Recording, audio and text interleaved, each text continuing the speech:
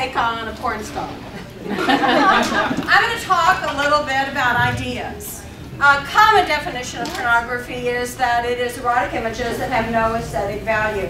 Oh my goodness, Mr. Deitch, have I just put your favorite artist in that category? Apparently I have. The word pornography first came into modern usage in the 19th century in France, duh.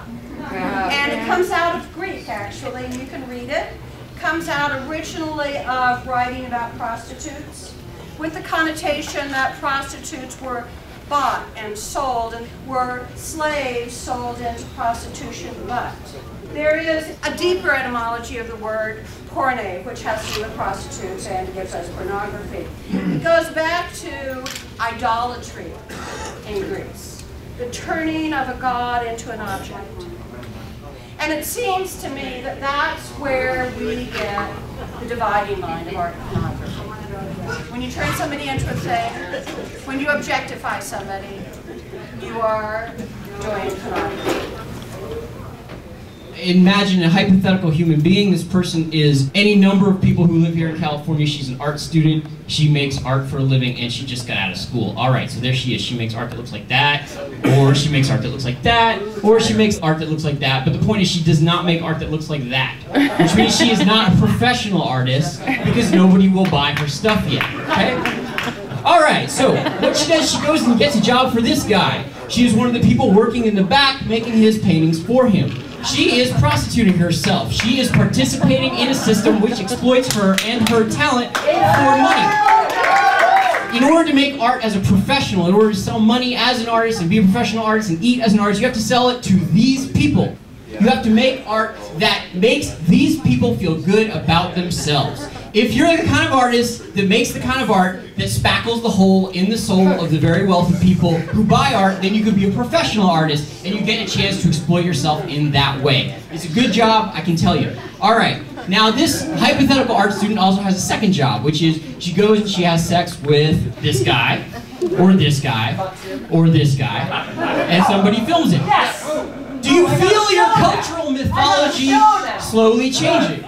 Of course, pornography, again, can be anything your heart desires. It does not have to be some specific kind of pornography. However, just like art, if you want to be a professional pornographer and do it full-time, you have to give the people a sort of standardized thing, just like the artist that the woman is working for in her other job. As long as it makes lots of people jerk off, you have succeeded in your present. I understand, your cultural context is the mythology of the culture within which you live is being affected by the presence of an image. And I understand that for certain people who are very sensitive, this occurs. I apologize. All right. However, she gets paid way more in this job.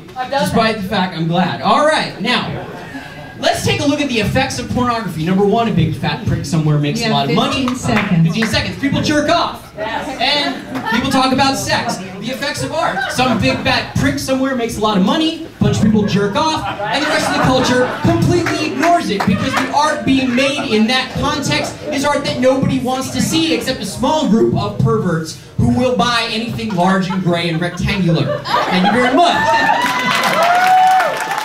I wanted to go to the next point, which is that if we talk about pornography as something that objectifies people, then our entire advertising industry becomes subject to the accusation of pornography. Because when we look at the way the advertising industry is going, we see that this objectification has taken rather extreme ends, and increasingly people are represented as objects of violent assault. Bell Hooks is a cultural critic who's written a lot about the relationship between scene images of objectification or of sexual violence and how they do not make people immediately go out and behave in such a way, but they do allow people to accept such behavior and think of it as perhaps normal. But is a gang rape normal or fashionable? Is a murder normal or fashionable? How about beating up your girlfriend until she's black and blue? Images affect us cumulatively and largely unconsciously. And it's deplorable to support images of violence and sexual objectification against men, women, and children. again. Is gang rape fashionable? I mean, are you all gonna go gang rape someone? Now you're looking at the picture. Is it working? Theoretically, the longer we keep this up, the greater the chance one of you will become a gang rapist.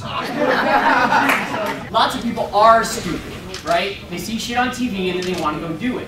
Lucky for all of us, we don't matter at all to them because we just make art. Like, if you want to complain about advertising imagery, go right ahead. But the fact is, it's far louder than we ever are. I find it touching, the notion that an art historian somewhere thinks that something that I arrange and stick on a wall for a month in Culver City or in Chelsea has some kind of cultural effect on jack shit. The fact is, the art world takes forever to get anything to anyone. Okay? So the idea that I should go around policing myself because somebody might walk into a gallery one day and someone might be retarded enough to say, oh, there's somebody sucking cock. I really need to suck cock more often. So I feel like if you want to go with the whole objectification argument, which I kind of think is a little bit suspicious to begin with, you really got to pin it on somebody other than artists, okay? If you start telling artists what they can and can't make in any context, it suggests that we have a social responsibility. We need to have a social role first, right? Last I knew, I was irrelevant, right? I mean, last I knew, nobody ever does anything art tells them to do. I think it's incredibly naive to imagine that we're not affected by images. To imagine that there is one kind of art that affects us and one kind of art that doesn't.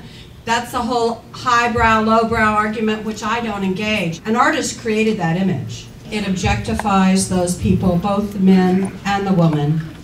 In the internet age and the cable TV age, if you cannot look at an image and go, that's some bullshit and I'm ignoring it, then you're not a grown-up. And I understand that many, many, many people in the world are not grown-ups. But the fact is, we as artists and as pretty much everything cannot go around assuming the dumbest common denominator and limiting ourselves based on that.